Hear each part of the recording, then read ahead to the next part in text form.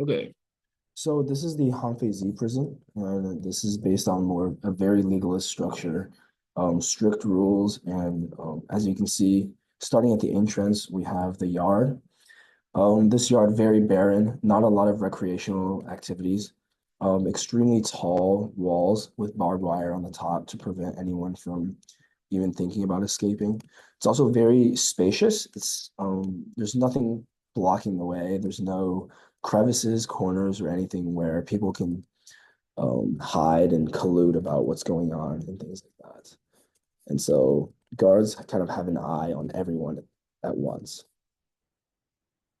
So we go through the entrance here, and we go into the cafeteria. Cafeteria is once again very spacious, very large to make sure that there's no polluting between the inmates. No one is hiding anything or doing anything secret at all. And um, it's very communal. Like people do get to sit next to each other, but um, like the guards up there, that's the guard area to watch over the cafeteria.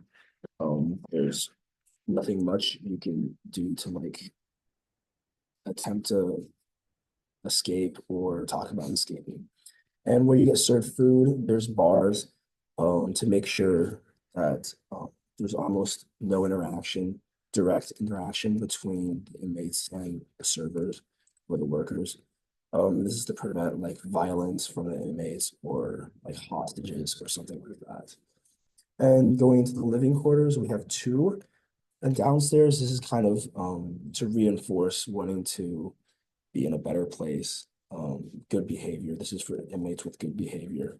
You see cleaner walls, um, better kind of ground, and just more hygienic in general. You get a carpet, two beds. You also get places for storage of personal items, which aren't allowed in the other jail cells, which we'll see later.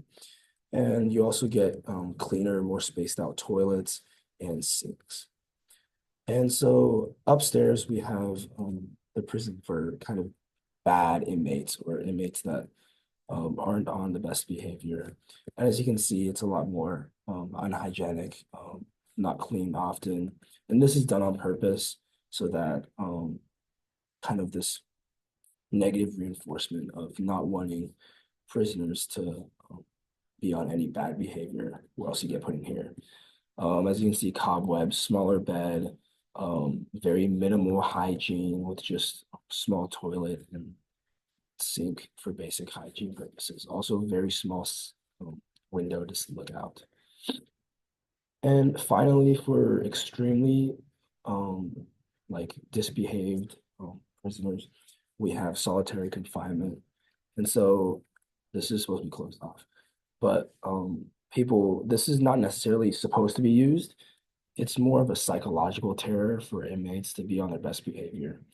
And this is all three cells, I guess this isn't really a cell, are based on kind of the two handles philosophy of Hamfezi, where you're punishing bad behavior, rewarding good behavior to kind of make sure people are following the rules and adhering to the guidelines.